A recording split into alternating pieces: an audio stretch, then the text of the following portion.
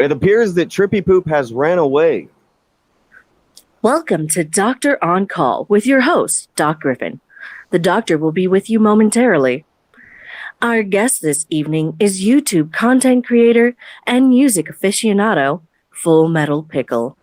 Advisory: please keep Doctor On Call out of reach of children. In case of entertainment overdose, get medicinal help of 80 proof or better.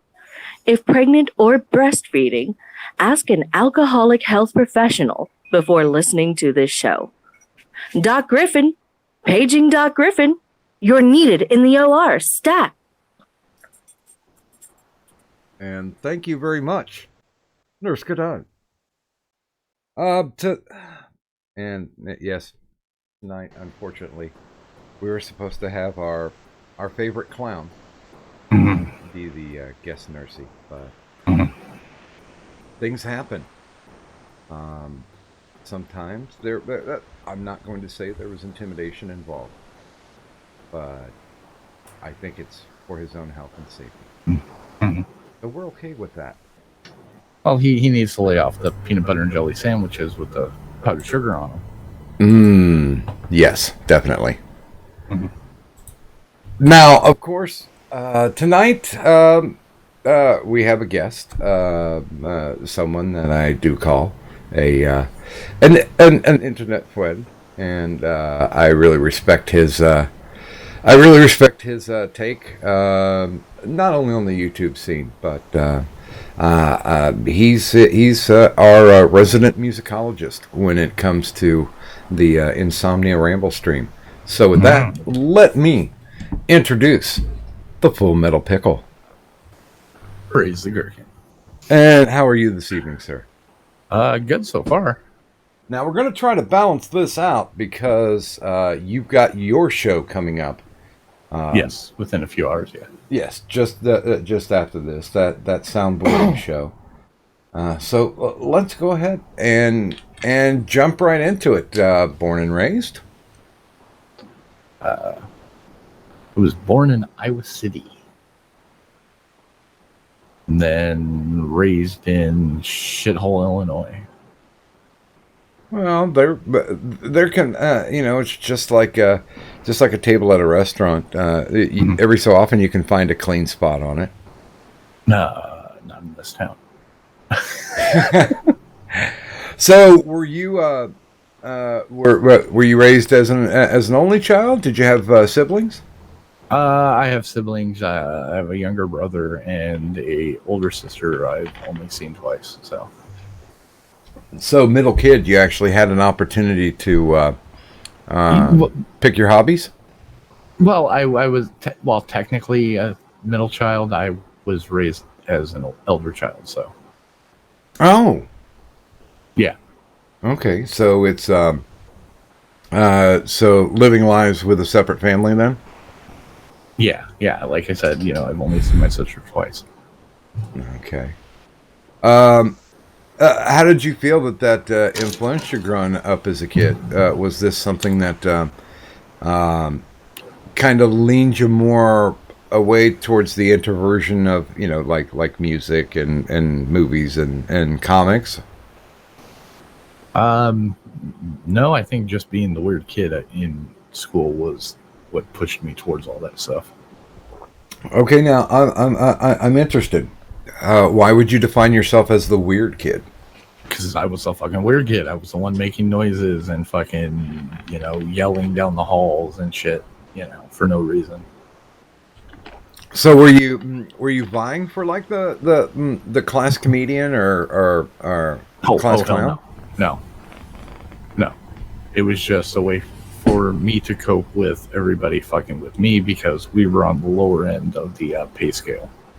Oh, okay. Yeah, fuck with the poor kid, and then the poor kid becomes the weird kid, and then the rest is history. Yeah. Yeah, I remember myself when we finally got moved out of the projects and went into the suburbs. I remember facing a lot of that. That can be tough. I mean, besides doing that kind of adjustment, using the weirdness, Did you have any other coping mechanisms to help you get through it? I had a decent group of friends at the time. People that overlooked, the whatever else it was that other people saw in me, Now, what would you consider? Because you always look through the classic high school movies, and they always say, well, these are the jocks, these are the socias, these are the freaks. We were more the freaks. We were when you're in a small town, the groups aren't quite as defined. So there aren't that many groups either. So they all kind of blend together.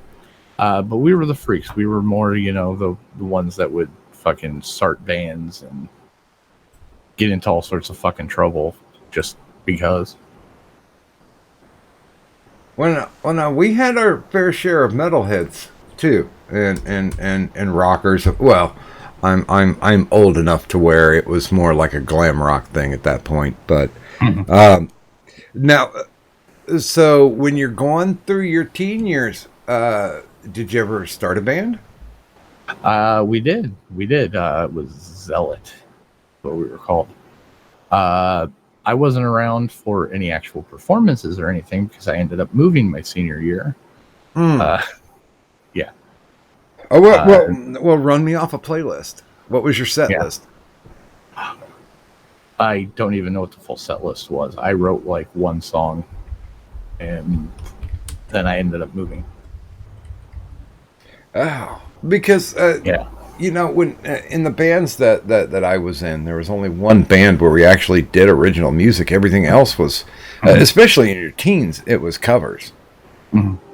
So, and I know we've kind of had this conversation, but this is one of the reasons why I was looking forward to having you on. Mm-hmm. What shaped your musical ear? Because growing up through the house, normally you don't have your pick of what's being played on the turntable or what's being played on the radio. Right. What was the household musical influences? Well, my mom listened to and still does quite a bit to this day. Older country, classic rock, usually the lighter stuff. A lot of the oldies, like 50s and 60s stuff. But then Dad would listen to like Grand Funk and ZZ Top and Led Zeppelin.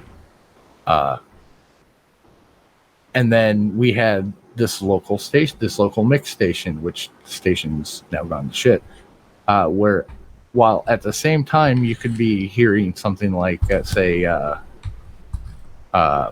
damn it, I know their names. Fucking female rap group. Wasn't as popular as the other one. Salt and Pepper or TLC? Salt and Pepper. Okay. You'd hear Salt and Pepper, and then right next to it you'd hear fucking like Offspring. Like the next song. Oh God, they've got a station around here like that it's just like somebody vomited genres, and you're just playing it one right after the other. Right. So then a bunch of my friends, like we all got into a lot of the heavier stuff, and then somehow we got a hold of a copy of Korn's first album. Okay. And we put it on, and we're like, okay, you're hearing the build up on the song Blind, at the beginning, and then like as soon as we heard the Are You Ready, we were all fucking hooked. I can definitely say that music as a power tool. I mean, you don't ever hear anybody who has that has a line of poetry as their anthem. Right. It's always, you got to have that musical swell. If you could pick the Now, was corn the turn, or what was? Can you think of a song or a band that really hooked you into the current path that you're traveling? Well, I listen to so much, so many different styles. It's part of. It's something I absolutely fucking love. Is that I can sit down and listen to almost anything, except for most of what's on the mainstream and whatever the fuck they've done to country music now. But I have no idea. Yeah, I had to go hands off on country as well.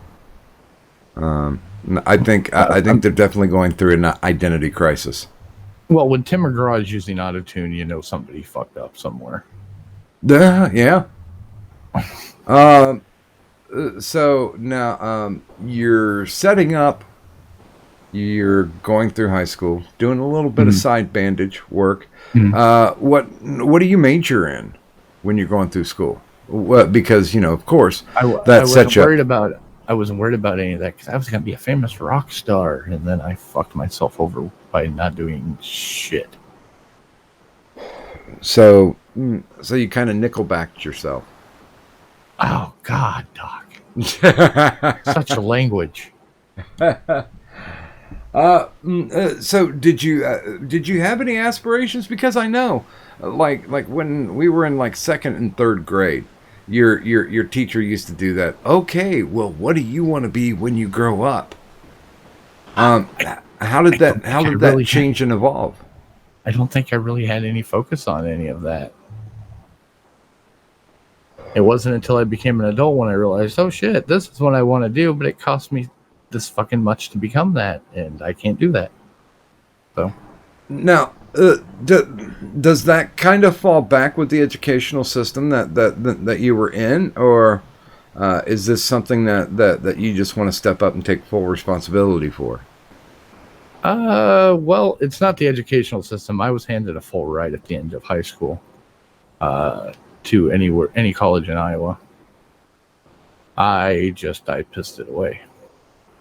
Oh, so you had scholarships? I was given one, yeah. Oh, what was it in? It was for anything. Wow. It was due to the vocational program I was in. Oh, okay, gotcha.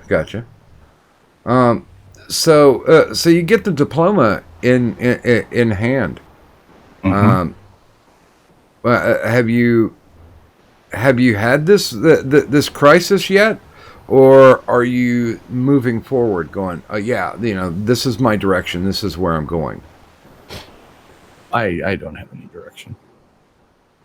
Never did. It was I was gonna be famous, and then let people get into my fucking head, and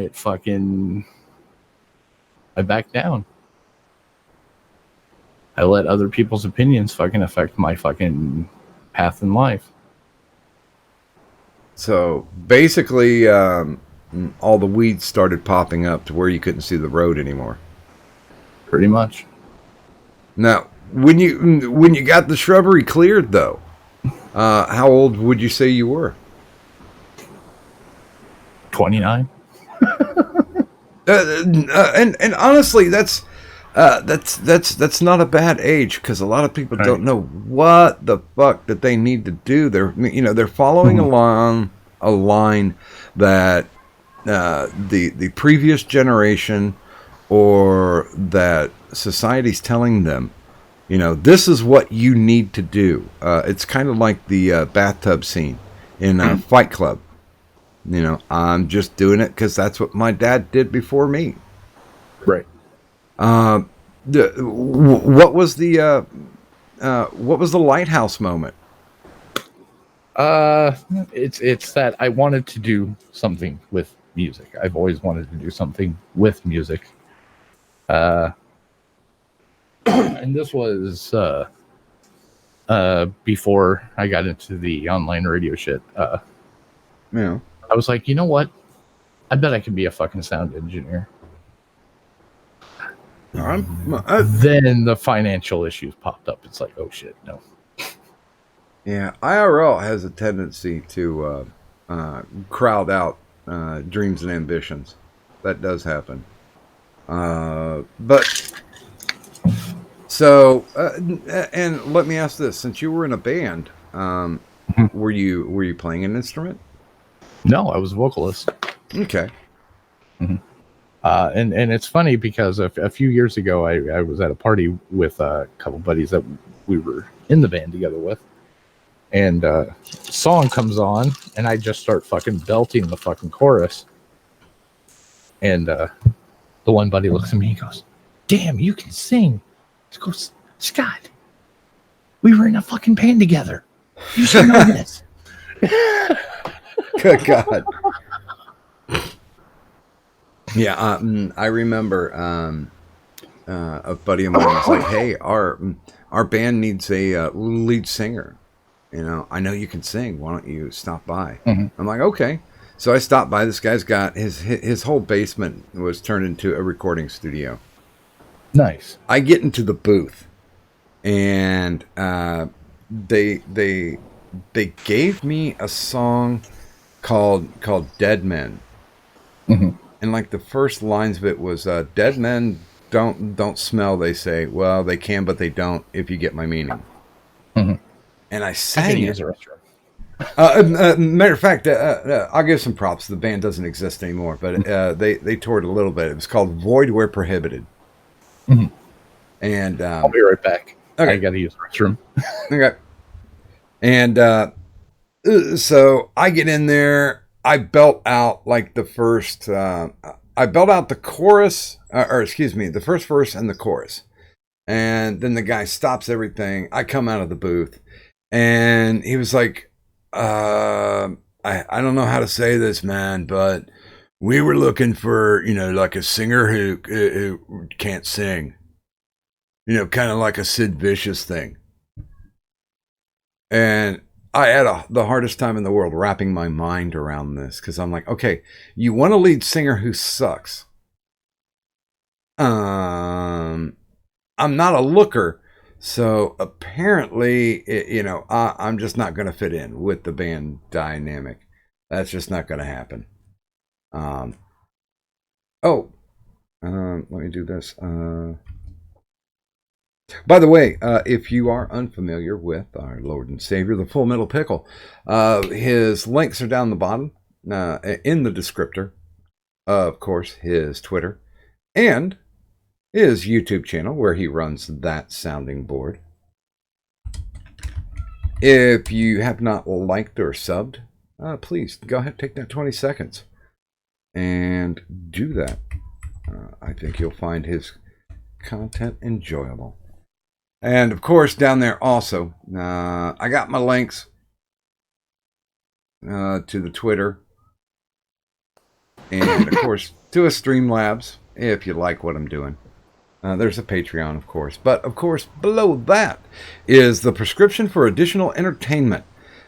These are essentially people that I like to watch who might not have a high sub count, but their content does merit a bigger sub count. So take a look, and hopefully you'll think the same thing, and turn it into Breck Girls. You tell a friend, they'll tell another, and another, and another, and that's what gets them some exposure, and if nothing else, gets you some enjoyment. So Pickle, you're back. Yeah. So, what's your favorite thing to sing? Been a while since I've sang anything really. I used to love doing like shit. Yeah, I've done gorillas. We used to do a lot of Kill Switch Engage for karaoke. Mm-hmm. The Violent Femmes. Wait, did I say that already? No. Yeah, Violent Femmes. Love the Violent Femmes. Now, in the musical process, because you were talking about you were doing original songs, what was your role? You mean other than singing and Yeah. Did you have writing, any? right? Yeah. Did you have a hand in the creation of the original tunes? Again, I only wrote one song, and literally that was about as far as we got before I moved. Oh, okay. Yeah. Yeah, because I find either it's a full out collaborative effort, or you go totally introverted and you craft, Right. you create, you bring it in and just introduce it to the band. Right. That was pretty much, I wrote some fucking lyrics down about a friend who had passed away, and then I moved and everything, and I guess I ended up fucking doing something with it, and somewhere around here there's a recording of it, I guess. Now, is that something that if you listen to, you'd smile or you'd cringe? Oh, I'd smile because at least somebody got to hear it. But then come to find out years later when, everybody had been told that somebody else wrote the song. Oh, Yeah. ouch. It was fine. It was funny when my one buddy comes up to me and he goes, "Dude, how weird is it hearing somebody else sing your song?" It's like, I know, right?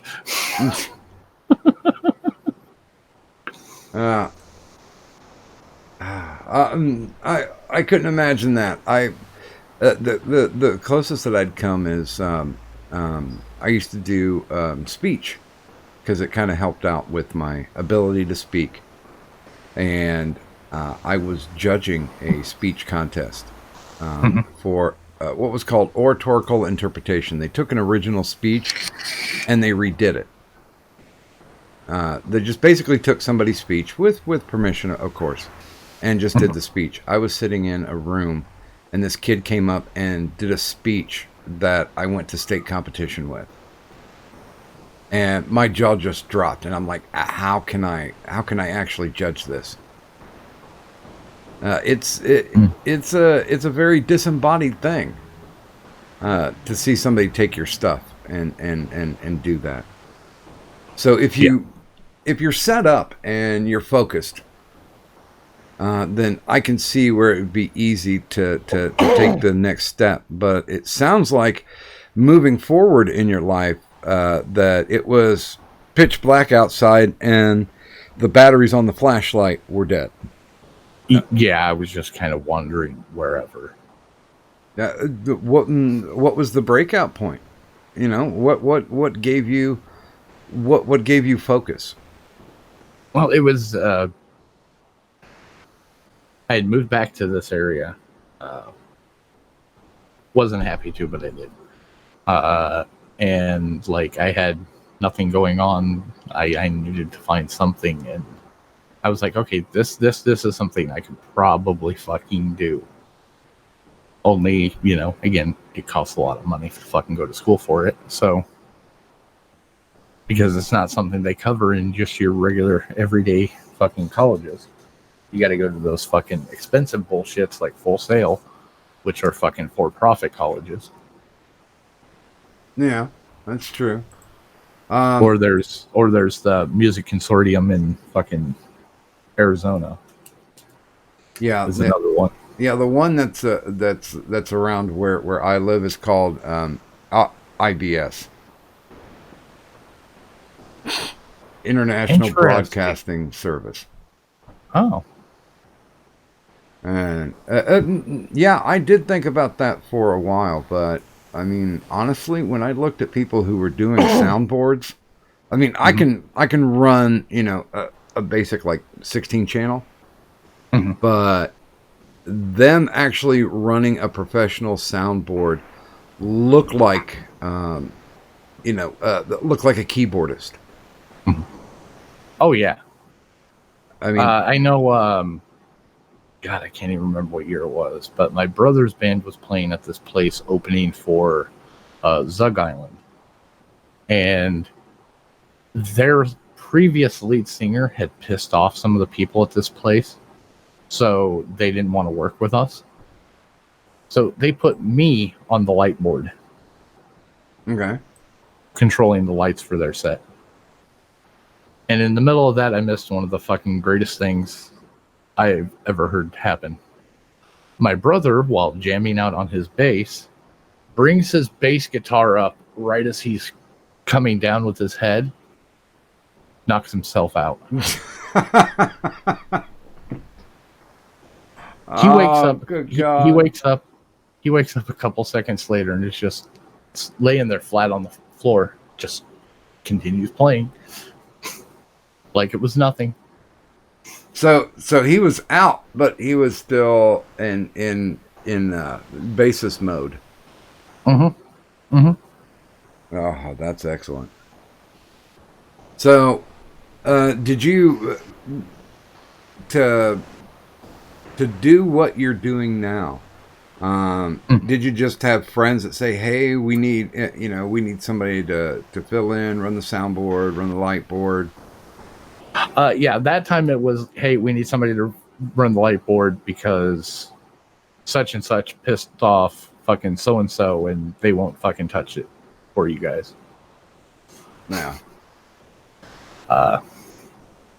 And then, I happened upon a website, a shitty little website, where they had radio and asked if anybody wanted to be fucking DJs. Well, I decided to put my fucking foot in there. And then, slowly but surely, we went from Wicked Nation Radio to eventually Muser Nation Radio, which was My Underground Space Entertainment Radio. Well, and let's talk a little bit about Wicked Radio. Was it an actual airwave pirate radio, or was it an it was online Shoutcast. interwebs? It was Shoutcast Radio. Okay. Mm-hmm. And one of the biggest fucking hurdles to doing that is the fucking program we use, which is $300 fucking dollars per fucking system. Yeah. Good God. Well, then again, they were kind of milking it back then. Oh, they still fucking milk it with that program. And that's that Sam Broadcaster. It's put out by Spatial Audio. It's a wonderful fucking program, but nobody else seems to fucking know how to fucking create a fucking clone of it that's anywhere close to it. Yeah, but is it translatable? I mean, to any other software, or is it so defined that it's meant for like the shoutcasting and shoutcast and icecast and those kind of fucking streams. Now, did you find learning that was more of a detriment or a stepping stone? No, actually, like I said, it's a wonderful program. Like it's pretty easy. We had some very non-tech fucking people that were running it. But as far as the correlation to be moving to, essentially what you're using now, was it was it a help or a hindrance? Yeah, it's completely different beast. Learning OBS is in a way more difficult, but once you know what you're doing, you can do so much more. Yeah, I found that a lot of the stuff was non-translatable, and that's one of the bigger reasons why there was such a gap between when I was doing broadcasting initially on the internet as to now doing it on the YouTubes. I mean, you can have an elementary school level of understanding and run on the YouTubes. But back then, running with shit like Blog Talk Radio and D Live, it was legitimately a trial by fire. We pulled in some people from other parts of the web sometimes. That's how we ended up with Pants Ninja, I believe, over there. Him and his crew doing the dojo, and then We had all sorts of people. A lot of them were actually underground artists themselves, just using it to promote themselves. Oh, sure.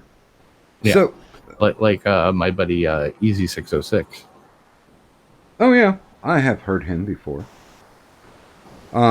So you find yourself doing this, basically following the ways of a tech head.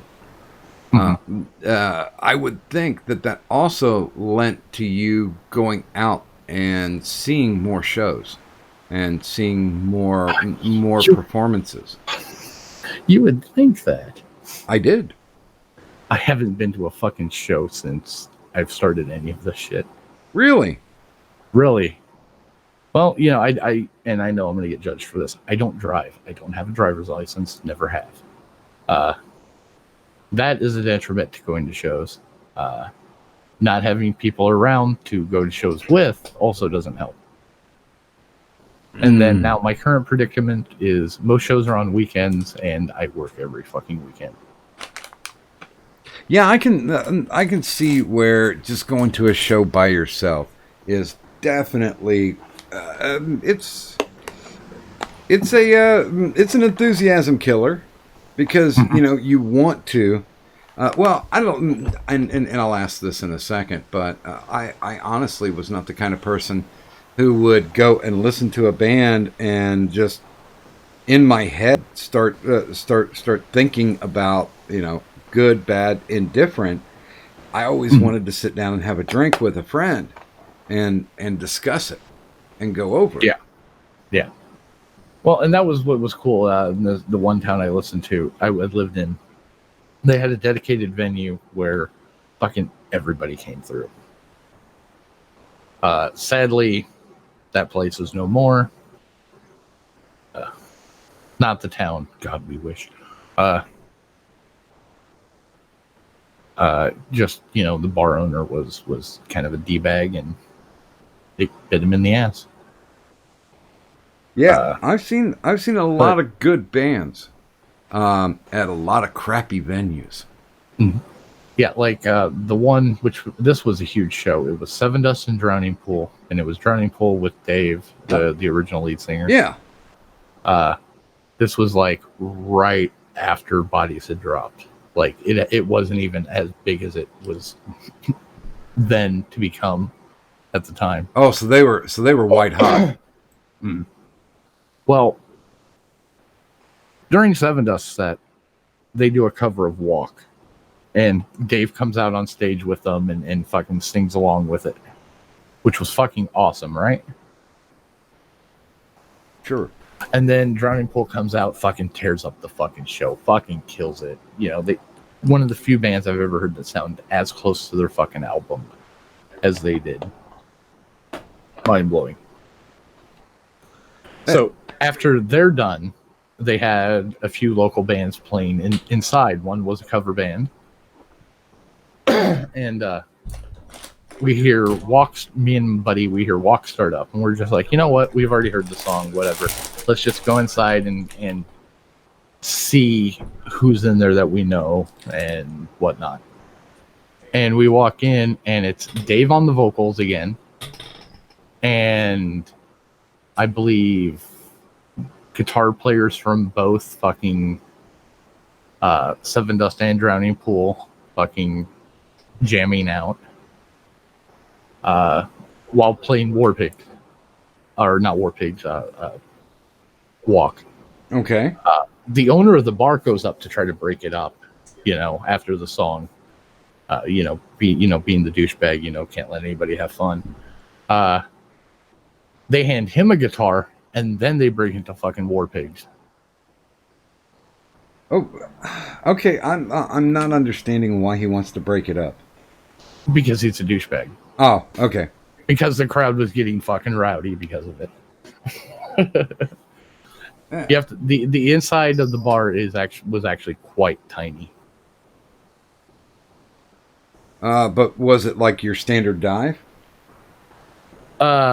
Pretty much. I believe the lead singer of Shadows Fall, Brian, who when he had his fucking huge fucking dreads, He said the stage wasn't even big enough for his hair. No, mind you, he's over 6 something tall and had like 6 foot long fucking dreadlocks. Jesus. Yeah, can't say I'm a fan of the dreadlock look. Mm-hmm. Yeah, dude's a hell of a vocalist, though. Yeah, there's some good ones out there, definitely, that never really get the exposure that you think they deserve. Mm-hmm. So, what would... oh, by the way, since we're rounding the bottom of the hour, just want to let people know that when we get to the top, that's when Q&A opens, so you can ask anything that you'd like to Full Metal Pickle. So at the top, I'll start calling for it. You guys can start loading the chat, and we will ask those questions as they come. So you're getting motivated to do something in the music field.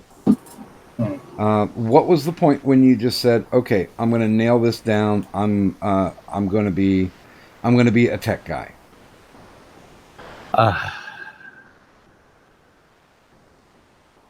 I can't remember. I don't even know what it was that I think, just odd amounts of just shit. And I was just like, okay, I want to do something music.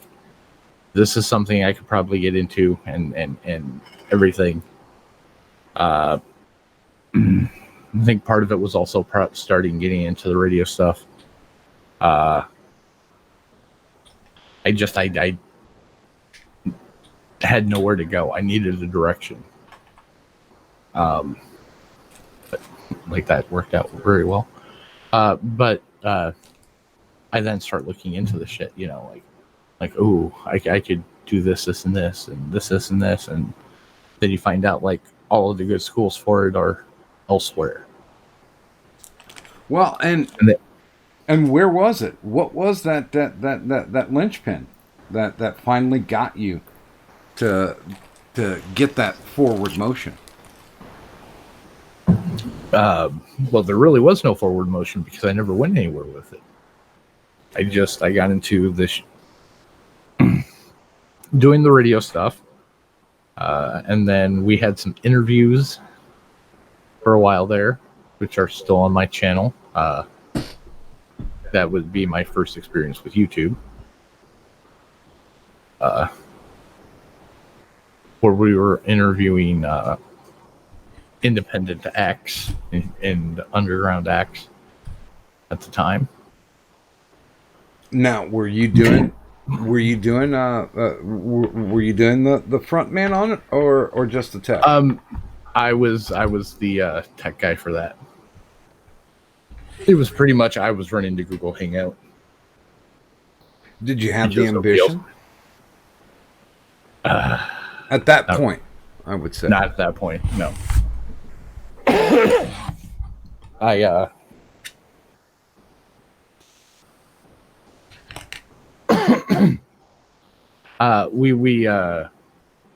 We were doing that for a while, and then I don't know why we quit doing it. I think it was part of with the merger with Muser.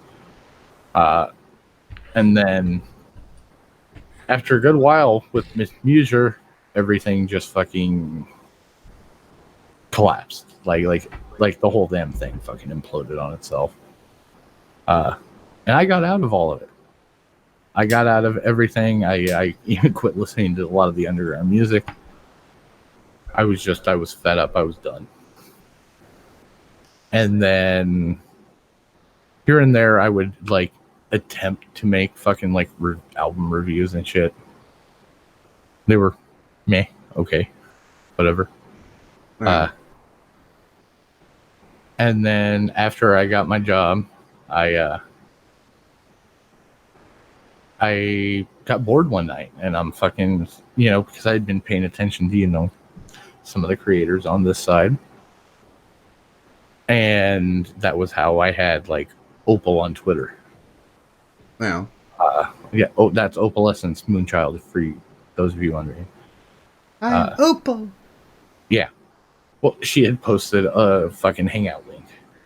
I was like, okay, let's see what the fuck this is. I click it, and it was a toxic stream hosted by Mad Metal Man. Okay. And on that stream, I meet my future co-host, Trippy Poop, and Mr. LM102, Mad Metal Man, Opal, Gaming and Yelling, all these people that, I talk to on an almost daily basis now. And I started streaming with Trippy for a while, where it was just doing stuff over on his stream. And it got me wanting to get back into it. So then I do my first stream, and I don't remember why a certain person had the link, but they did. But they then spread it around, which was when I got to meet like XL, Yeah. Tom Pinoid, and Cass Warfox. All came on. So Mind you, they didn't know what the fuck was going on. They just jumped on. So you started the early phase of networking. Yes. And God, what was I even calling the show at that time? And honestly, at this point, where did you find your value in that? I still wasn't finding what I was looking for with it.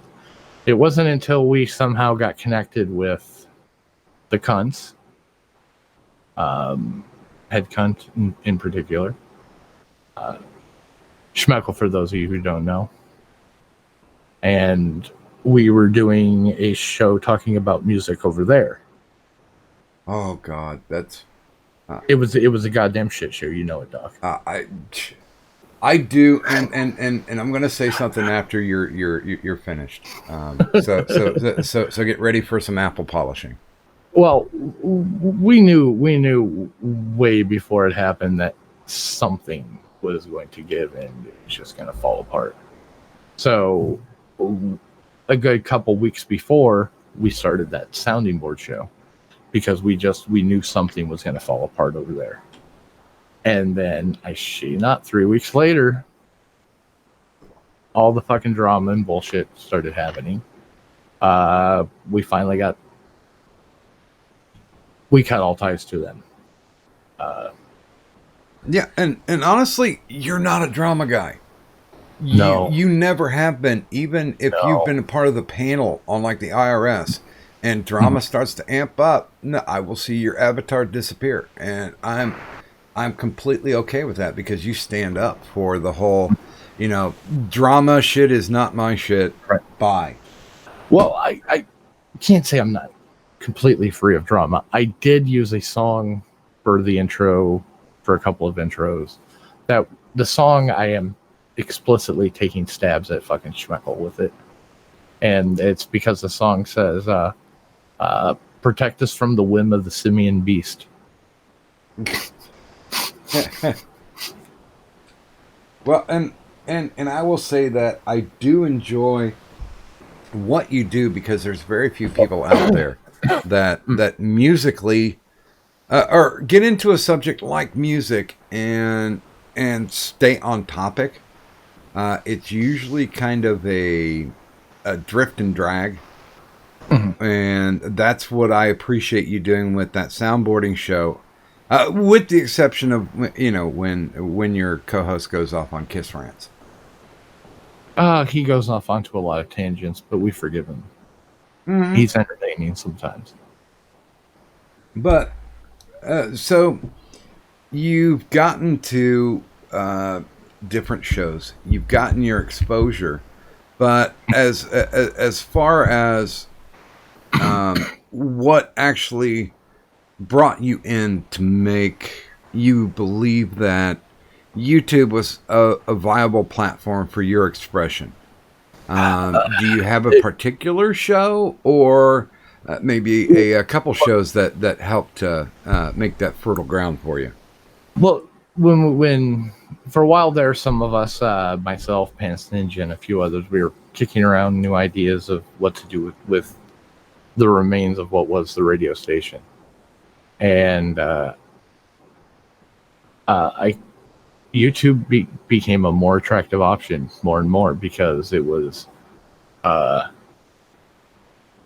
the most part free. You didn't have to fucking have some fucking expensive shit at the time. Yeah. I mean, look at all these people out here using fucking still using headset mics. Oh. Yeah. Mhm. But then I was just like, you know what? I'm gonna try this YouTube thing. I'm gonna see what I can do with it. And that was when I put up a few of my shitty reviews. Still wasn't sure on the live streaming thing yet. That wasn't until I met Trippy. Do you remember what your first review was? My first review, I believe it was. Let's go to my channel and look. Oh, you're not that old. They're horrible. They're horrible. I don't recommend anybody watching them. That was my review of Dog Fashion Disco's Sweet Nothings album. Okay. And then a little while after that, I reviewed one of Easy 606's albums. And then the last actual album review I did was Gorillaz The Now Now. And if you want to know my impression on that album, it's a good album, but it all sounds the fucking same. So, okay, you're critiquing yourself in the rear view mirror at this point. So what did you think that you did wrong, and what helped you to improve on what you're doing now? I've gotten sick of seeing these much bigger channels, large fucking channels, fucking putting no fucking production value into their shit. Mm-hmm. And still fucking retaining all their fucking viewership. That was when I started, fucking around with like the transitions and making the intros and shit. It wasn't until a while later when I decided to dip my hand into the animated bullshit. Well, yeah, and we'll talk about that just a little bit later. But if you're going forward, the lessons learned from what you did then as to what you do now, does it fall more in a technical aspect? My own failings from back then are literally there were certain things I didn't know to do. Like don't write out a full fucking script, because then you're just gonna fucking stumble over your own fucking words. True. Just do bullet points. I didn't know that. I've still not actually utilized that information, but do not go fucking free flow, because if I go free flow, I will fucking sit here and fucking repeat myself, repeat specific points over and over again, and not realize that I've done it. Yeah, because presentation and banter are definitely two different things. Right. And some people find one or the other easier. I have not really run into anybody who's both at this point. Right. Solid on both. So that kind of makes sense. And so your greatest lesson was, have some flexibility in the things that you do. Yeah. And so when you're guesting, you're doing text, or you're doing tech, and you're running, and you're running shows a little bit, dipping your toes in the water. Did you? Because I know you've tried to do some review stuff recently. That's reactions. Yeah. Yeah. that became a foobar of a completely different kind. I've experimented with different shit on my show, like where I was exposing myself. That was exposing, some of the music and shit the weird shit that I like. And I was showing videos and the video content, and I ended up with 3 fucking worldwide blocks on that stream. All from Warner Brothers. Imagine that. Oh, of course. Yeah, I just got one last night for running 45 seconds of Roberta Flack. So I completely get that. Well, but and it makes no sense because these record companies aren't realizing this is free fucking promotion for them. We're spreading the word of this shit. You should be fucking kissing our asses, not paying us. I could care less if the fucking labels paid me or anything. I could care less about fucking YouTube monetization even. But I mean, but here's the thing too. Record companies now are hemorrhaging money at this point. Oh yeah. Just because of the fact that they don't understand any longer how marketing works, and that they haven't for the past 20 years. Yeah, I mean the whole thing of word of mouth is something that seems to be a completely alien concept. I watched I went and saw this is 2007, I think. I went and saw Iron Maiden. And Bruce Dickinson, one of the first things that they say after their opening song is, a lot of people have been talking about how people are illegally downloading, and people have been asking our opinion on it. Mm-hmm. And we don't care, because the real fans are going to buy the music. They're going to buy the merchandise. So everybody who plays our stuff for free is just being a broadcaster for us. They're being a platform, letting people know that we still exist, that we're making music. Mm-hmm. I find it hard to argue with that point. Well, yeah, I'm still a hardcore fucking advocate for fucking physical media. I buy fucking CDs. I buy these fucking albums. I don't just fucking fucking download the shit. Yeah. It's the label's own fault. They forced their hand when they attacked Napster. Well, because here's the thing: it's been shown that most people that download music, they will go out and buy it. Yep. That has been a true constant. They're like, well, I like this, I heard it, and usually, what some people might not understand is back in the day, with like Napster and with like LimeWire, places like that, the uploaded copies weren't incredibly clean, or they were at a lower bit rate, so they could upload it faster. Or a lot of times the songs were completely fucking mislabeled. For the longest time, there are specific songs that like people thought were by other artists. A good example is one of Dog Fashion Disco's songs called Mushroom Cult. A lot of people thought it was by System of a Down. Okay, there is reason for that. Serge did do guest vocals on the original version of the song. Okay. But even you can look up today. Like I'll do it right now. We're gonna go Mushroom Cult. And yeah, it comes up System of a Down Mushroom Cult with pictures of System of a Down.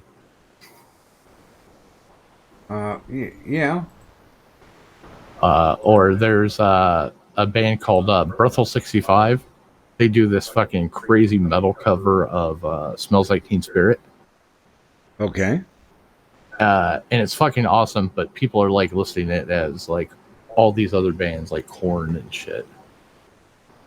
Yeah, and I mean, it's nice to give credit where credit's due, and I will say there was a lot of bands that I had never been introduced to that I would hear on like LimeWire was my drug of choice, and I would go and hunt them out, and I would rather have a physical copy in my hand than just, okay, I downloaded that one song.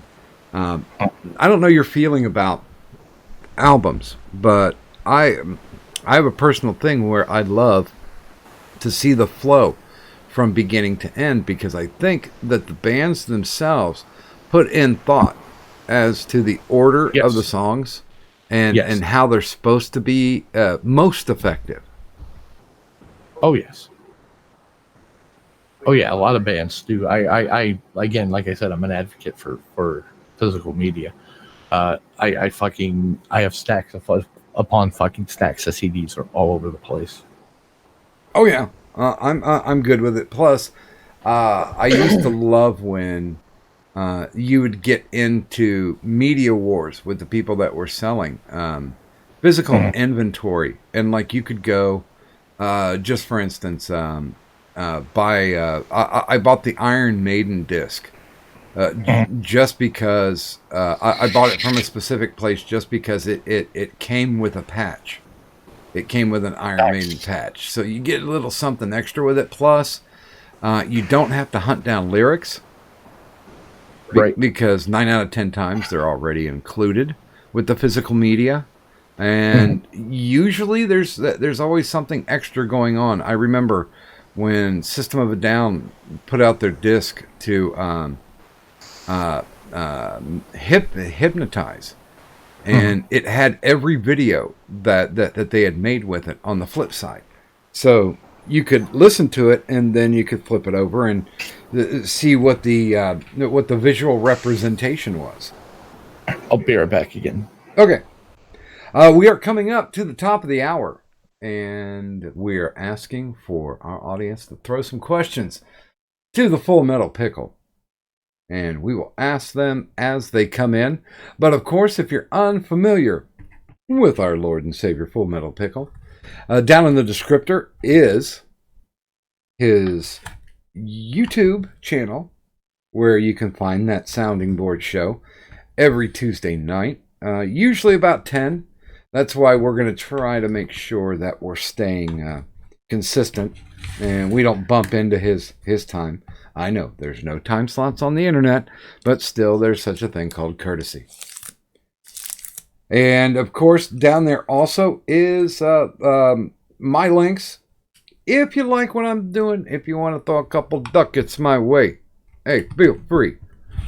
I've got a Streamlabs, I've got a Patreon, and of course, I do also have a TeePublic store where you can buy the finest in bootleg Medicare merchandise, or Doctor On Call merchandise, even one of our favorites, of course, the Insomnia Ramble stream.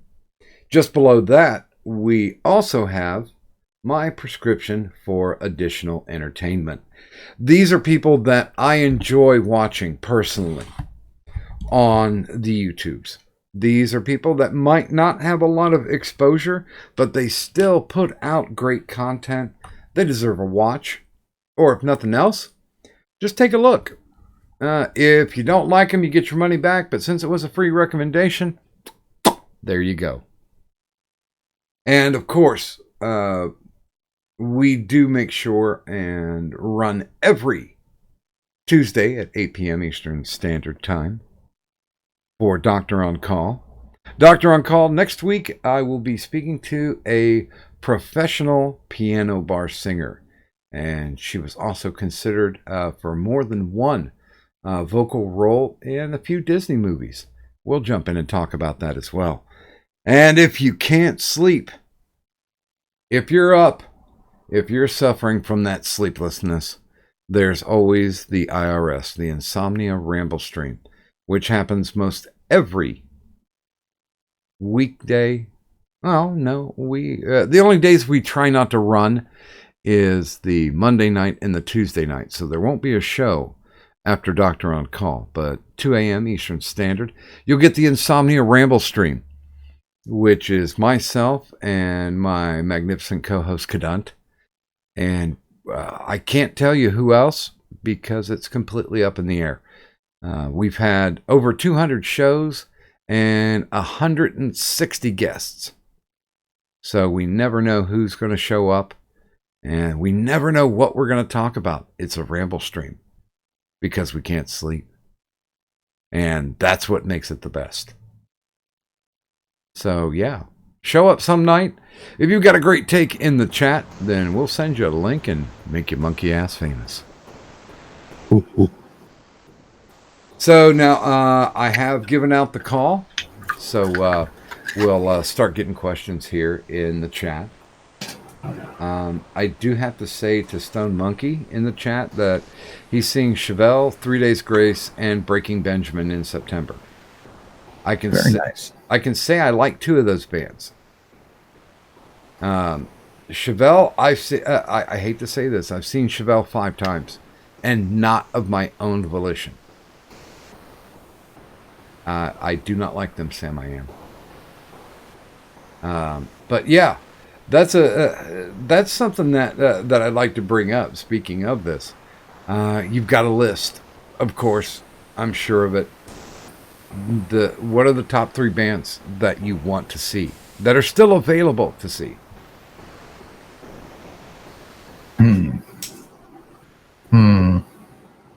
I know I'd like to see Lordy.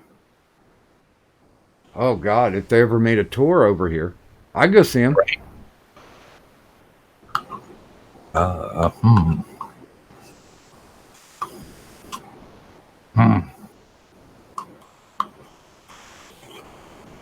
I don't know.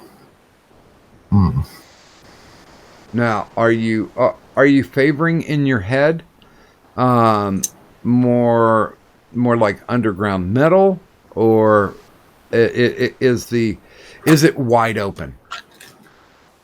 Wide open. Again, I listen to all sorts of shit. I'd like to see Adele live. I'm sorry, whom? Adele. Oh, okay. I actually am a fan of her music. So. I'm a fan of her voice. Mm-hmm. I mean, Hell yeah. She writes her own shit, and while there's a calming thing to her, feeling to her voice, she also has so much fucking power in it. well, she reminds me of the woman who used to be the lead singer for Yaz. And I know that she's made her own way too in music. But yeah, I being a vocalist myself, I always want to hear powerful vocalists. Mm-hmm. I get a little more turned off on music when it doesn't have when it doesn't have a strong front man. Alison Moyet. She's still around. She's still singing. She's got an awesome voice. But yeah, I mean, now there are some bands that I go to see just for a specific musician. So if we want to lead into this, as far as live performances that you've seen bands, who have been the most entrancing or enthralling people on stage? Not necessarily the lead singer, but it could be. One of them actually, yes, was the lead singer, and that's fucking Dave Weindorf from fucking Monster Magnet. Dude fucking commands that fucking stage. I have not seen Monster Magnet, but I do like his voice. Mm-hmm. Oh yeah, and he was one of the opening acts at the time. Oh yeah, that was the Freaks of Nature tour. It was Rob Zombie. He was the headliner because he had just released Hillbilly Deluxe, mm-hmm. Monster Magnet, and Fear Factory. Now, Fear Factory would be fun too. I've seen them twice, and they do put on a fucking hell of a show. Yeah, I think that's the thing. I think there's an extreme disconnect too, and correct me if you think this is not the case, but bands who can perform live, that you can go and watch them and see what they do. It's only an enhancement of the product. Right. I've seen a lot of bands. But yeah, I mean, and it's funny. I've seen Rush live. I saw them on their, God, what was it, 2112 tour?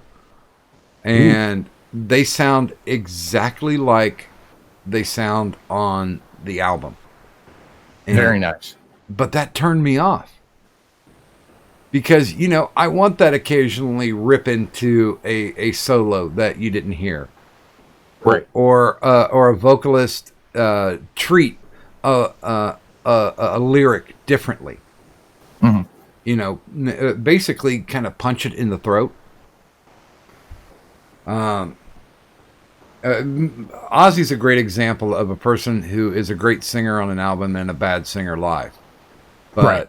his charisma and his ability to control the stage is phenomenal. Yes, it is. Although he's constantly out there trying to entertain. He's constantly out there giving his all. Yeah, I mean, wind him up and let him go.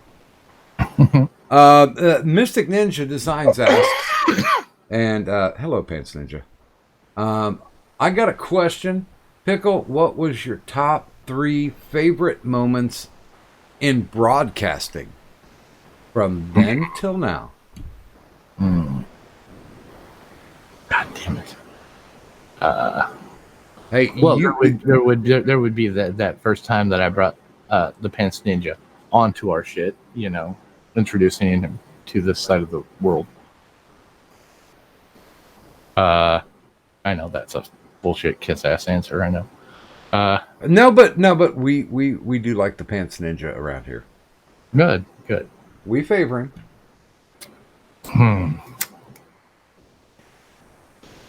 Let's see.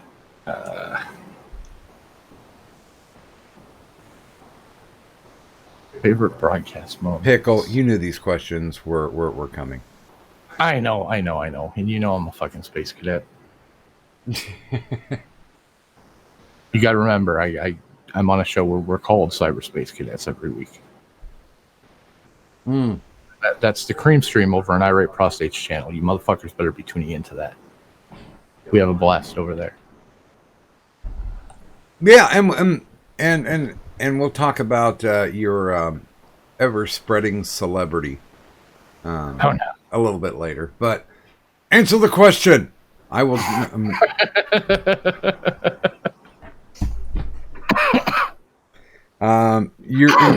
Your Honor, I want to treat this gentleman as a hostile witness at this point. I think one of the moments, and it just continues to happen, is everybody fucking supporting this stupid deity thing, you know, the Pickle Jesus thing. Our Lord and Savior. It started as a gag, and it's just continues on. You know, when you see people like you've had like 0 fucking interactions with, fucking praising the Gherkin or spamming pickles in the chat, you know, it's something I've never expected. It's honestly, it's a kind of reward. Definitely unplanned, unexpected, but and I can say this from my personal point of view. When people do certain things about some of the gimmicks that I run, it is an incredible lesson in humility. Well, for those that don't know, the Pickle Jesus thing was started by Sir Adamantine and Makeup by Brooke, because they thought, you know, that I deserved fucking deity status for some reason. and it's spread like wildfire. Yeah, but that's not necessarily a bad thing because Oh, I know. It's kind of hard for some people who aren't grounded to not understand that when people build you up, that it's not putting you on a platform above others. Mm-hmm. And I think that's the great thing about Pickle Jesus, because we're all in on it. Yeah. We all respect it, and we all have fun with it. This isn't something where we have to carry you on a litter to a throne. Right. But we metaphorically can do that, and do that sometimes, just because it's fun for us. Right. And I think that sometimes gets lost when you're on the YouTubes, because the head gets so big you can't fit through doorways. Mm-hmm. I'll quit talking about Matt. Yeah, you know. Now, Sir Adamantine asks, it doesn't end in Kool-Aid, does it? No, the Kool-Aid's only for me, and there's nothing in it, just Kool-Aid. Yeah, and technically, Jim Jones could not afford Kool-Aid, so he bought a bunch of Flavor Aid, which is the ghetto version of Kool-Aid. Oh. I like Flavor Aid. They make good. Ice pick popsicles. One of my favorite bands actually has an album called Last Stop in Jonestown. Last Call in Jonestown. Okay, who's that? Polka Dot Cadaver. I like the name. The band is literally Dog Fashion Disco without the horns. Oh, okay. See, I used to get into bands like Ukla the Mock and the Mr. T Experience because they were sarcastic through and through. Well, they have all sorts of goofy shit in like either their song titles or lyrically, because Todd likes to throw little weird shit into his lyrics. And honestly, I kind of like Fall Out Boy for a while because of how they were lyrically. That was a short-lived love. You know, some of those bands I think I need to go back and, revisit, and maybe at the time I was listening to stuff that was far too heavy for me to even consider fucking any of them as real bands. Well, dude, I used to hate bands like King Crimson and Yes.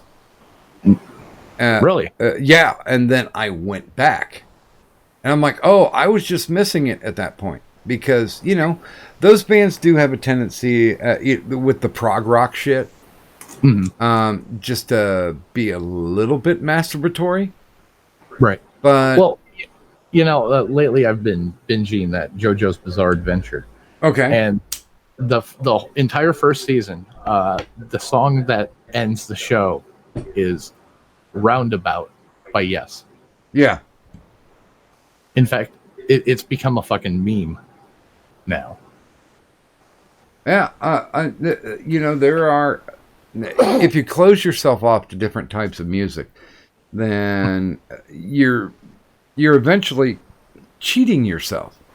And exactly. I've even come out recently. I've stepped out of the musical closet and said that I like disco. Yeah, see, I can't do that. There are not all of it's good, because it was a lot of it was factory work. Just cranking it out to have something. Mm-hmm. But there were some decent ones, with the exception of Kiss. Well, and then some of these bands, they just happened to stumble into disco, and it fucking ruined their careers from that point on. Oh, sure. Like Bee Gees. Yeah. Well, I don't know. They still kept going, though. Yeah, but were they still as good? No. I can't say that they are. I know, what was it, the 1968 mining disaster was probably one of the best songs that they ever did. And that was well before disco. But disco was what gave them the springboard. And really, at the time, in the 70s, you get bands like the Daz Band and the Ohio Players, This allowed a lot of urban music to have exposure to where actually without that, you would not have been able to have a successful market like urban and hip hop. Because this is what got white people. And white people buy more music. Sorry, guys. I hate to put this down as it was, but yeah. I'm picking up what you're putting down. Yeah. So, expand it out to where Sugar Hill Gang will go gold. Or Commodores. Just, right. Diversity in music, without putting the SJW level on it, started in the 70s. The 70s had some of the most powerful music going through, whether it be punk or speed metal or death metal or country rock or blues rock. And then there's that British blues rock. Yeah, and honestly, because technically that's what Black Sabbath was. Yeah. I mean, and if you listen to any decent documentary on Black Sabbath, they started off technically as a parody. They wanted to make fun of the music that was around. And people were like, oh, there's deep meaning in this. It's like, no, we're messing with you. The Black Sabbath album is definitely classic. It's in my top 50. Before I start missing things here, Brad Young asks, what do you think of auto-tune? Does it ruin new music? If it's used the correct way, like it's meant to, it enhances the tunes. If it's used like they use it now, it fucking destroys most of it. Unless it's like a gimmick, like with T-Pain. He used it as a gimmick. I was going to say that. Yeah. I mean, it was such a gimmick that when he revealed himself on The Masked Singer, nobody expected it to be him. Yeah. Yeah. I mean, that's. But if you're using it as garnish for the music, I can see that. But there are a lot of people, especially the older generation, that are starting to fail in their vocal ability, like Cher, like Madonna. They're beefing stuff up. I remember when they did the British Music Awards, and Elton John just went off about Madonna winning the award for the best artist. Because Elton, I just recently saw this year Elton in concert, and he's in his 70s now.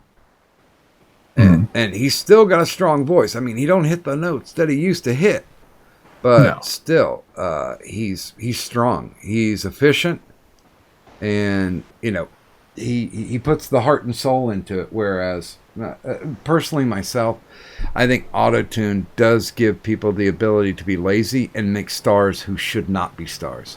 Well, you see, the one thing Elton has on a lot of them is he still fucking tours, and he's been touring his ass off all this time.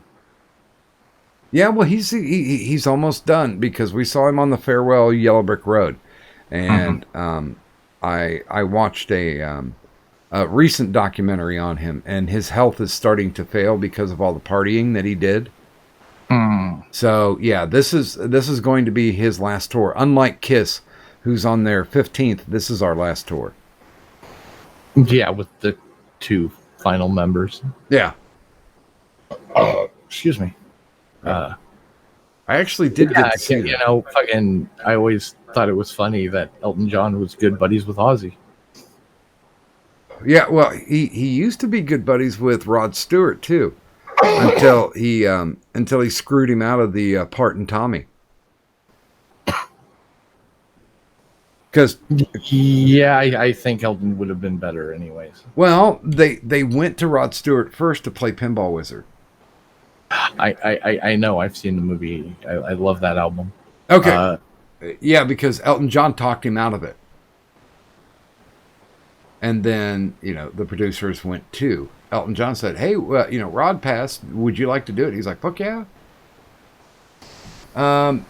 Truth. I think Elton was a better fit, though.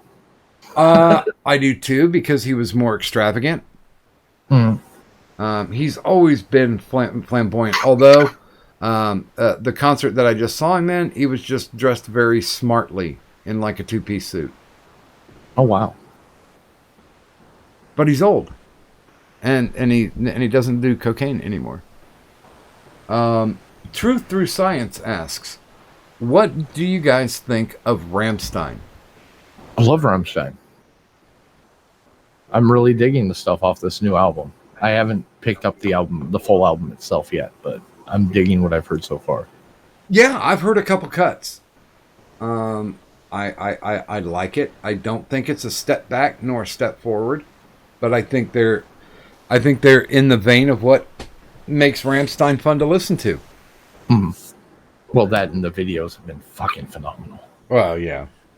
The one for Deutschland. Holy fuck, that video. Yeah. And really, when they were in the movie Triple X, that was just technically a music video for them. Mm-hmm. What is it, Firefly? Yeah. But yeah, I mean, if you're a metal fan, Du Hast will always be a classic.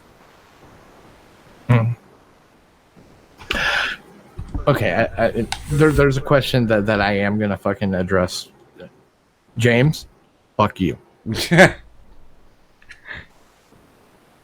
Brad Young was talking about he's seen concerts. And it looks like he's around where I am. Actually, Brad, I was at that same concert to see Jackal at Bogart's. Nice. I've seen Jackal 3 different times in like 3 different fucking states. And they have never failed to entertain. Now, that bar I was talking about earlier, Jackal played there at least 2 or 3 times a year. Oh yeah, when I lived in North Carolina, we went. That was the first time that I saw Jackal, and it was a very small stage. It was a place called Rockies, and at the very end of it, they started to do the Lumberjack song, and people started throwing furniture up for them to saw in half. It looked like one of those old school ECW events where they're just throwing chairs into the ring. And they actually had to exit stage. Yeah. So now, Pants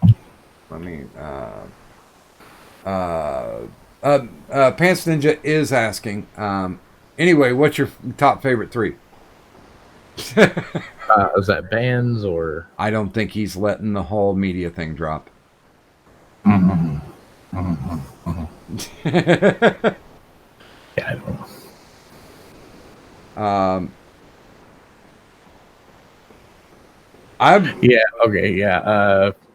Need one more for that.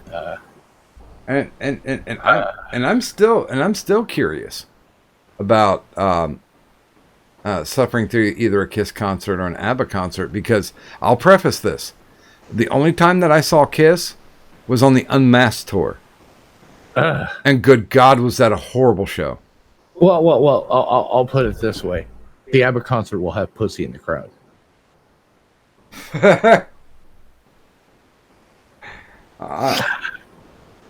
Just saying. Okay. Kiss now won't. And if there is, let's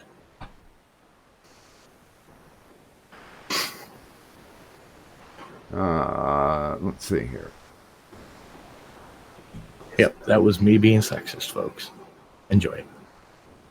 Well, they were one of the first people to start the ABC scrapbook, right?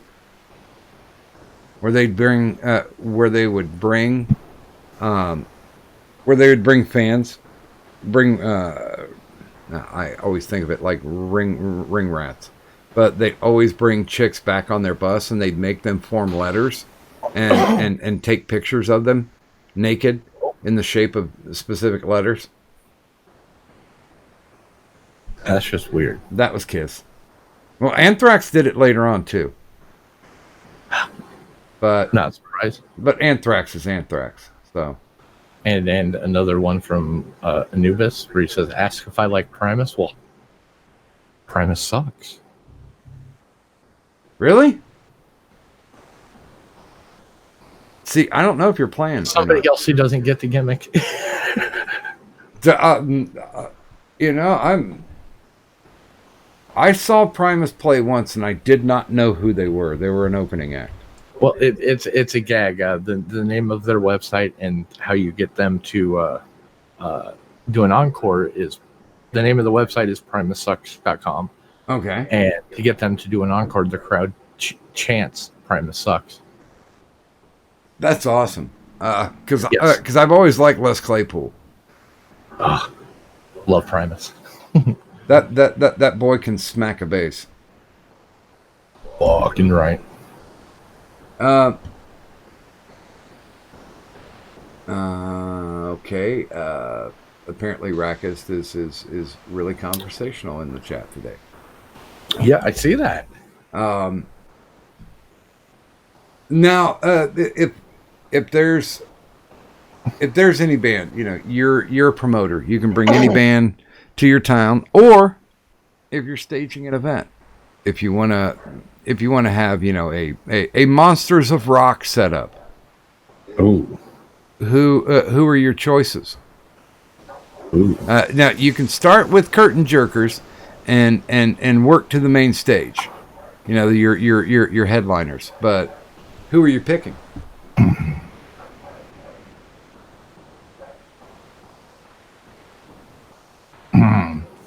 Well, I first and foremost be Dog Fashion Disco, because as much as I love those guys, I still yet to fucking see them.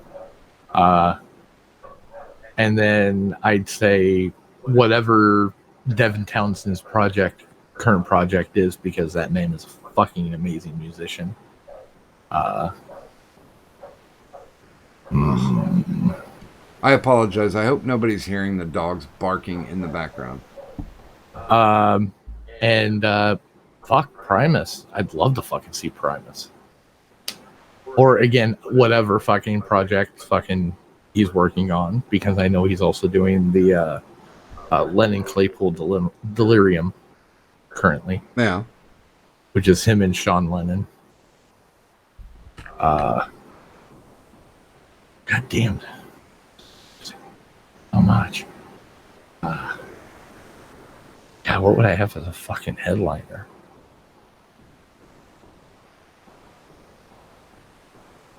Now, would it be somebody that you haven't seen, or somebody that you've seen and it's like everybody's got to see him? Mm-hmm. Fuck it, we'll throw Twisted up there. I might have seen. No, I don't know. I was kind of intoxicated at the gathering, but I'm pretty sure I did see Twisted. There was scene. They put on a hell of a show. High energy. Interacted with their crowd, you know, which is always a plus. Yeah, I think if I think if I were to cast this, I would be incredibly selfish with bands that I have not seen and I really want to see. So I think that would mess up the flow, but I don't think I'd really care. Right. You know, because if it's your concert, you know, of course you do want to make a little money off of it. But then again, if you've got one act that everybody wants to see, you're going to make your money back, so you can slide in whoever the hell you want. Right. By the way, Jamesy does approve of Twisted. Uh-huh. Yeah, and to answer his question, yes, Les Claypool was turned down by Metallica. They said, dude, you're great, you're awesome. You just don't fit our style. I don't think he would have been as good a fit as Robert Trujillo, though. Well, this was when they were auditioning when they got Jason Newsted. I have to say that, yeah. I mean, Newsted would have been, was, and would have been, in my opinion, less of a personality conflict. Mhm. Because, bless less. But, yeah, I think he would have eventually run into problems with Right. being just a hired gun. Mhm. I mean, there are some people that you just really can't do that to. No. Mystic Ninja's asking, who are some people you want to sit down and interview, Mr. Pickle Jesus, and taste the pickle? Put me on the spot like that. Reveal my secrets. No. I'd like to get Todd Smith and Jason Stepp from Dogfish and Disco. I'd like to get eventually Killator from Corpse Circus. Hell, even Grim. I'm sure Grim would fucking be a fucking laugh and a half. Rarb from Psycho Stick. Sorry, brain fart. Yeah, there are a bunch of others I'd like to get in. Jeffrey Nothing, ex-lead singer for one of the ex-lead singers for Mushroomhead. If you can bring back Dave Brocky, I'd like to interview him. No shit. Good God. Now, here's the thing. And not to be disingenuous, but do you have a process now where you hunt these people and ask them to come on? No, but most of them I already have on Facebook. Okay. From one way or another. So now you talk a lot on that sounding board. You bring up a lot of articles. Is this what you want to evolve it into? Is kind of like an interview segment? Well, I'd say if you look back at the first time we had Easy 606, that's what I'm looking more for. Like more of a conversation, where it doesn't have to be about the music. Well, so that way, they're not like spitting out your standard fucking boilerplate responses. Well, and here's the thing. When I listen to your show, I don't think of it as, if you remember from Saturday Night Live, the Chris Farley show. Uh-huh. Where it's like, hey, remember when you did that thing? Well, that was awesome. Yeah. I genuinely think that you can have conversations with musicians that are going to be interesting to me. That it's something I want to tune in and watch. Well, and then there are also some of the YouTube musicians that we all know out there that I'd like to bring on eventually too, like Duel and T-Tac and Miles and Pinky and yeah. Okay, well, I'm just lazy and forget to fucking message people. Okay, well, I'm gonna be the ass of a dad saying, why aren't you doing it? Because I'm a lazy fuck. Oh, well, stop it. Good God.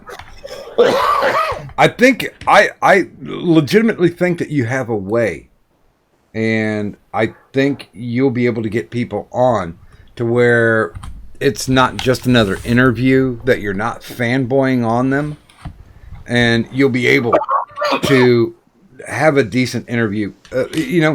I've always felt that Doctor On Call was like more of a history record than anything else. But if somebody's really into this specific person that I'm interviewing, they'll come back, listen to it, and find value in it. I think you're the kind of person who musically could do that. Maybe.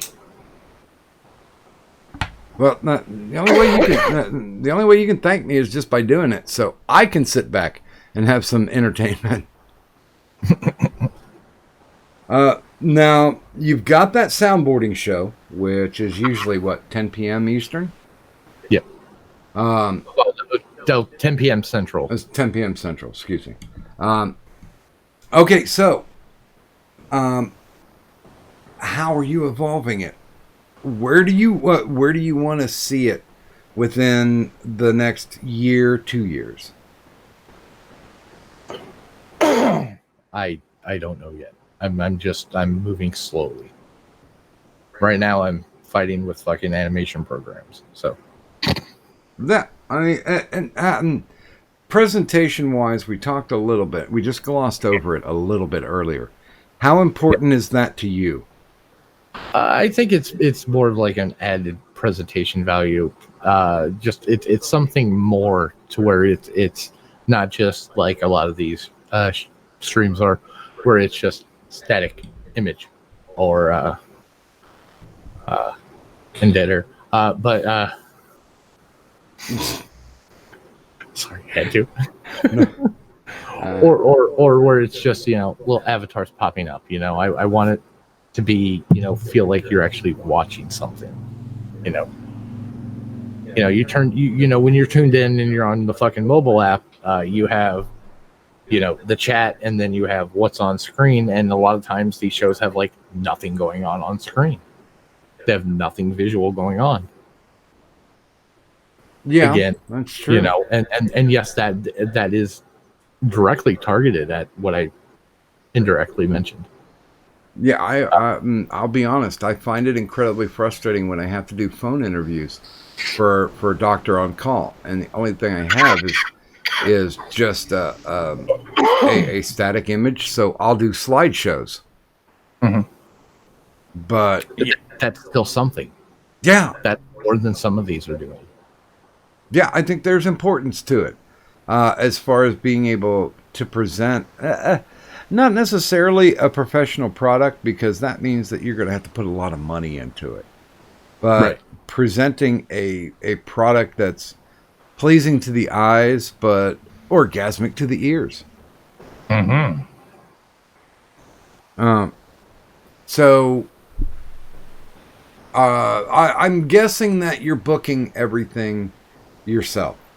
That that you are a research team and a promotion team of one. Yeah. Is this something? Because I mean, I've talked to several different people that it's like, oh, I have this YouTube channel, I'm going to build it into a business.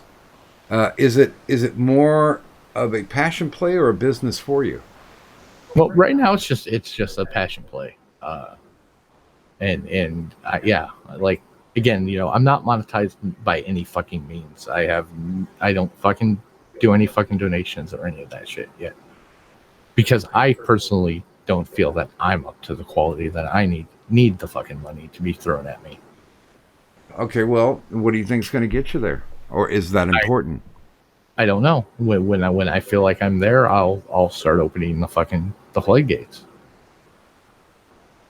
Okay.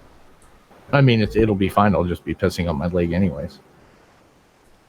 Well, so broadcasting on YouTube, when you break it down for yourself personally, mm-hmm. What's the payoff? It's the entertainment value. It's to be entertaining and to also inform and to spread my love of music to all these people. Well, do you prefer to drive, or do you like to guest? Do you like to be the passenger? Well, I'm trying to be the driver. So, are you? I mean, I'm hitting the fucking curb all the time, but I'm getting there. Are you more comfortable to that, or do you find that when you guest, it helps to build up your confidence and experience to do what you actually want to do when you're behind the wheel? Well, yeah. I mean, it helps, having somebody to bounce off of, so that way I'm not only hitting both sides of the fucking curb. That way I'm only bumping the one. And how close are you? I'm pretty close to the curb. Okay. But, I mean, how far do you believe you are in the actual learning curve with the YouTubes? I think I'm doing quite well. There's some things I can do better with, and I know this and recognize it quite well. There's again, better video quality, which I've been working on. Actually trying to stay focused during the streams helps. finding a new co-host. I'm kidding. I've made this joke way too frequently. Yeah, it's just I've got to get myself more focused. There have been some health issues that have kept me unfocused lately, so I'm working to get better. I will say, and I don't pass this out as apple polishing. I see a tremendous amount of potential in what you're doing and how you're doing it.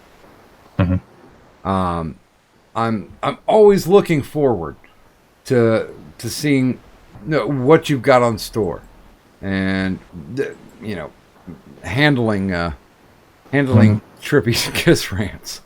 Good God. But yeah, I find, that's why you're down in the prescription for additional entertainment. I find value in what you do, and I'm hoping that there's a continuance, that there's something that you're like, okay, I've got this, here's my goal in sight, and here's where I'm going to be. And I'll be honest with you, I get a lot of blowback because it's like, oh, well, you're criminally undersubbed. You should have more subs than that. And my argument is, I have just the right amount of subs because there are people who are listening and they're hearing what's going on. They're being entertained. They're finding value in whatever I do. If we get more people, that's fine. But do you find that anyway, as far as what you're doing on the YouTubes now? How high is that on your priorities list to have a lot of subs? It's not. I'm grateful for what subs I have. If I was really worried about it, I'd be one of these jackholes that sit there and fucking bitch about their sub count constantly. Well, but you're not an SJW. This is true. This is true. Oh, wait, did I say that out loud? I'll be right back. Okay. Guys, we're going to be winding up the show in about 15 minutes. So if you have any additional questions for Full Metal Pickle, please make sure load them up in the chat. I do thank everybody for coming out this evening as well. We are few, but we are strong. And I think it's an awesome thing to be able to present an audience with their ability to talk to people that they listen to talk to people that they enjoy, ask those questions that may be nagging in the corners of their mind that they really want to ask and get answered. Of course, if you're looking for more Full Metal Pickle, down in the description, you will see his Twitter and YouTube. So please feel free to like, follow, and subscribe. Downstairs, of course, is my links to my Twitter. Of course, that's only really valuable when you're watching the IRS for no context tweets.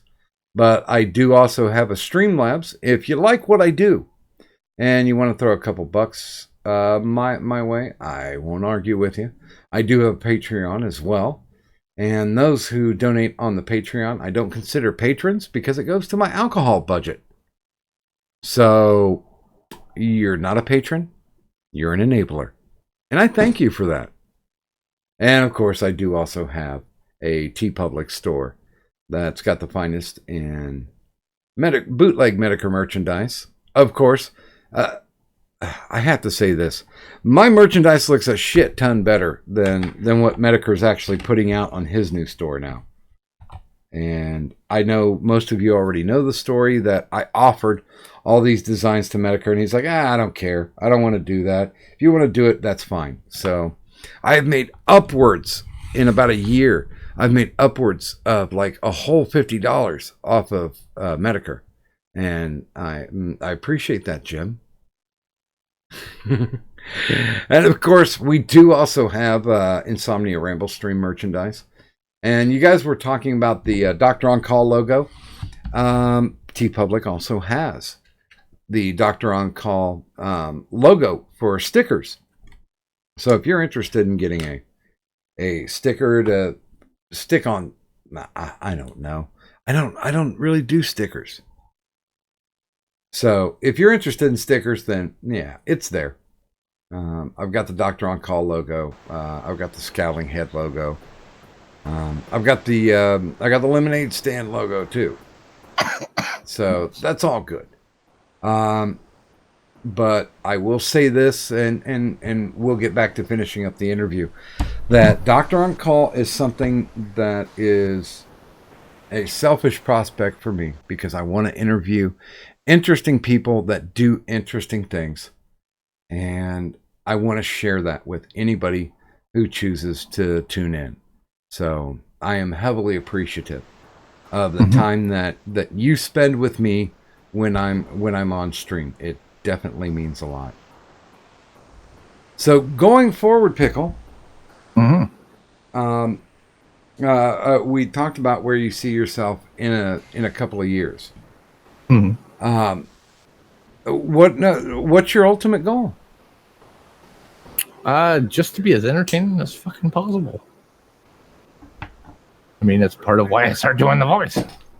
Is that sticking within the musical genre?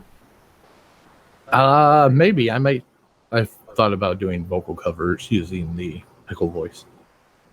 Well, we do karaoke like once a season. I know. I was just at the last one. But yeah, you didn't do it in the pickle voice. I sang along. No, I didn't. No, I didn't.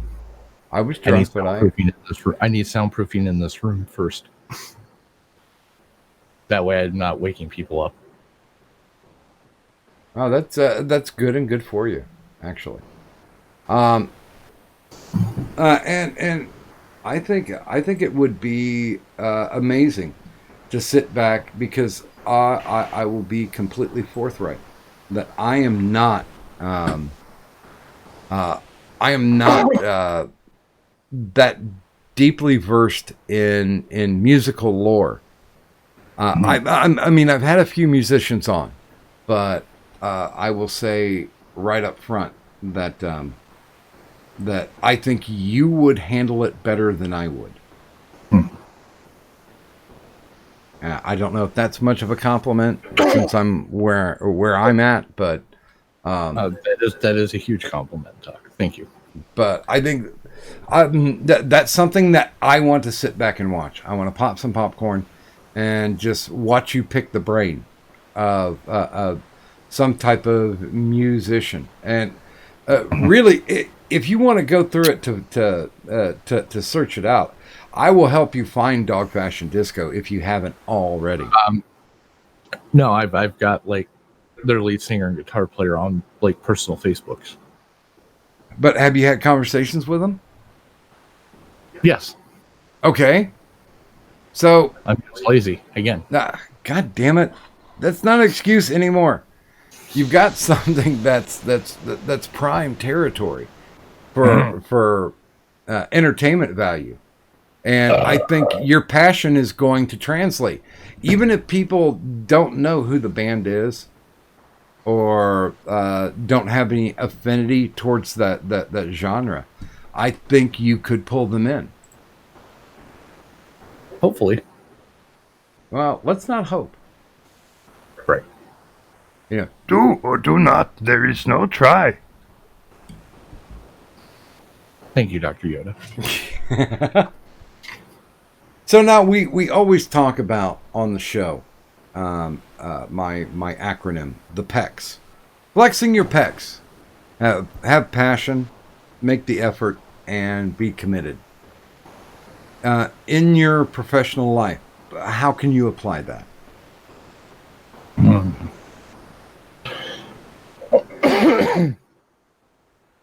Have passion? I mean, yeah, like we were just talking about, I love fucking music. Love music. What were the other acronym? Parts of Effort. the acronym? Effort. Something I need to put more of into my stuff. And of course, the third one is commitment, which is to say, you see it through to the bitter or the glorious end. Yeah, I generally try to. I mean, again, I haven't booted Trippy yet. As long as you have a mute button, then life is good. All right. But yeah, I mean, I'm honestly expecting more things from you. I will put that out front as a person who enjoys your actual content, and I think with those three things in line, we're going to see a lot of great things come from your channel, because really, as far as it goes, popular entertainment like television is essentially dead. People are already begging for varied content, and even though YouTube has its problems, I think there are a lot of people out there that now have a platform and consider it seriously, without saying, well, how can I make money off this? But how can I, God, this sounds too altruistic, but make a difference in what I'm doing? How can I turn people on to the things that I enjoy and like? And I honestly think that you are traveling down that path. If you were to leave anything as far as words of wisdom to content creators, potential or current, that are out in the chat currently, what information, what insight, what logic would you pass on to them? Be patient. You may not get the views or the viewers right away, and networking, especially in the smaller circles like we run, it makes a difference. It helps, everybody communicating and whatnot. Don't get too distracted by it and get fucking wrapped up in drama. Because as we've seen some of the bigger creators have done recently, well, yes, they still put out stuff. The drama has fucking hurt them bad. They just won't admit how bad it's hurt them. Yeah, there's nobody who can confidently say that I'm doing the right thing when they set the bridge on fire on which they're standing. Yep. So let's do some shout outs, because I think it's important to not only put out that content that you believe in, but can you share 3 actual YouTube content creators that you think that are worthwhile and people should take a look at? Well, a couple of them are right here in our chat. Rackus News, fucking check out that motherfucker. He does good shit with the news. He's funny as fuck, and he also does game streams. Also, Mystic Ninja Designs, the Pants Ninja. The motherfucker's awesome. We like the dojo. Yeah, dojo. Oh, dojo. As a matter of fact, he's hooking me up with someone who he told me was interesting, and then when I talked to her, she was amazingly interesting. Sasha Doll. Sasha is pretty fucking awesome, yeah. And also, Irate Prostate. I do a stream with him every fucking Friday. The cream stream with myself, Atema, and Trippy Poop. We are the weekly world news of Florida, man. And the articles can get fucking insane, and then we've recently added an entire video clip section, which can get pretty intense. And let's go ahead, for those who are out there right now channels that we have mentioned. Everybody's got a wrench in the chat, so please feel free and consider it an obligation at this point to Shoot shit, nibble. yeah, drop it in the chat. Drop it like it's hot, because it's worthwhile. And I've said many times that I only bring on interesting people that do interesting things. Then why am I here?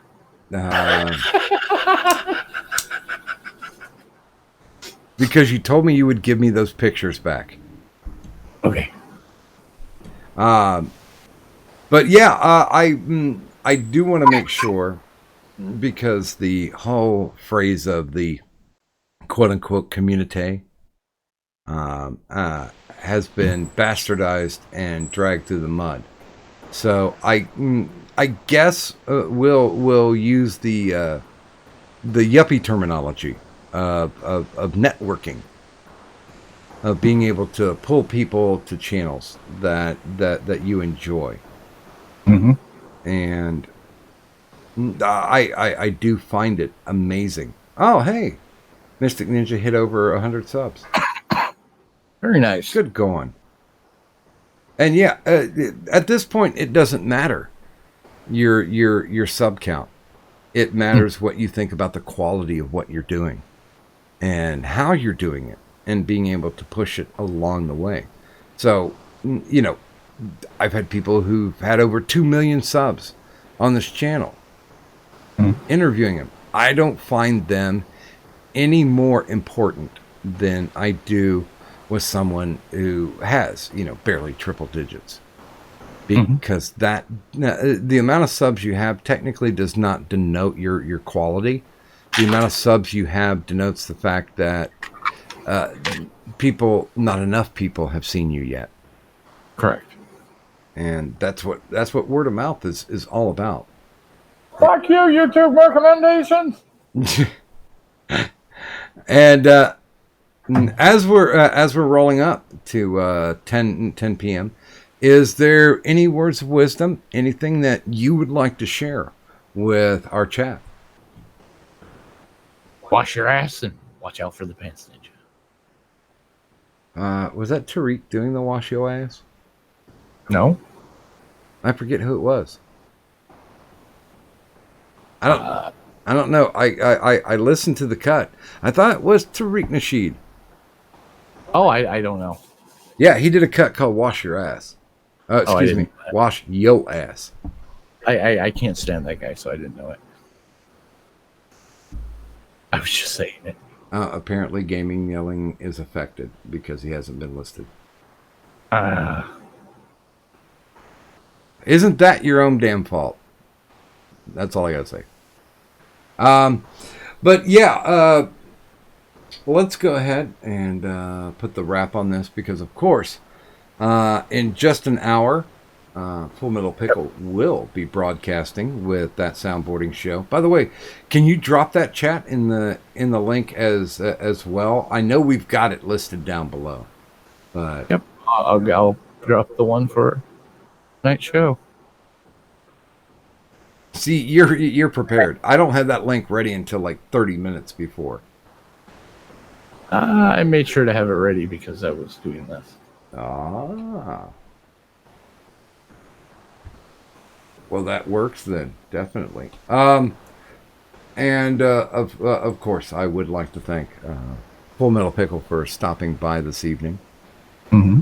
And of course, next week, 8 o'clock Eastern Standard Time, I will be interviewing Miss Kelly Johnson.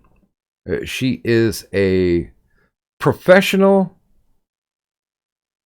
piano bar singer. She has done stuff, professional voiceover. Now, this is different from other voiceover artists that I've had on. She's a singing voiceover artist. She's not a talking one. So, unlike Kyle Hebert and Steve Taylor, she's more into the artsy part of it. She's also been off Broadway. And she's also almost gotten parts for Disney movies, such as The Little Mermaid and Beauty and the Beast. This is going to be a great talking to because, of course, she's also been a friend of mine for many years, and it's an amazing life, an amazing career, and I hope everyone will tune in. So, for my guest, major thank yous for coming by and sharing your life with us. And also, thank you, audience, for stopping out and being a part of the stream tonight. And of course, this is DocGriffon, thanking everybody. And now, the doctor's office is closed. Good night.